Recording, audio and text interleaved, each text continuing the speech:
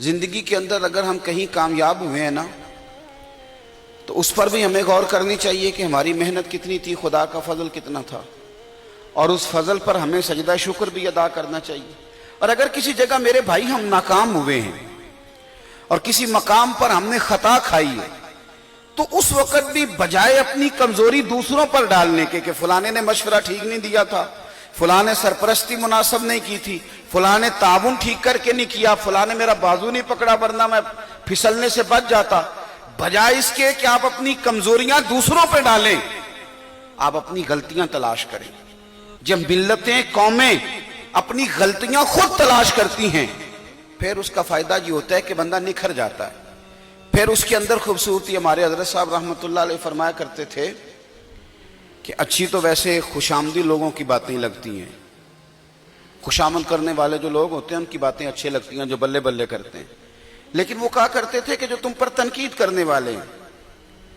جو لوگ تمہاری دشمنی کا دم بھرتے ہیں، ان کی باتوں پر بھی غور کرو، اس لیے کہ دشمن غلطیاں ڈھونڈ ڈھونڈ کے نکالا کرتا ہے، وہ تلاش کر کے لایا کرتا ہے۔ اور سیدنا فاروق اعظم فرمایا کرتے تھے میرا وہ سجن ہے جو مجھے میری غلطی بتائے، وہ میرا دوست ہے اس لیے کہ مجھے نکھارنا چاہ رہا ہے، میرے اندر خوبیاں پیدا کرنا چاہ رہا ہے، لہٰذا وہ میرا بڑا قریبی دوست ہے۔ اپنی غلطیاں تلاش کریں، اپنے محاسبے پہ وقت دیں۔ زندگی میں کتنے کام ہیں جو ہم کر سکتے تھے ہم نے نہیں کیے، کیوں؟ اس لیے کہ ہم نے کبھی اپنا حساب ہی نہیں کیا۔ ساری زندگی لوگوں کا حساب کرتے گزر گئی،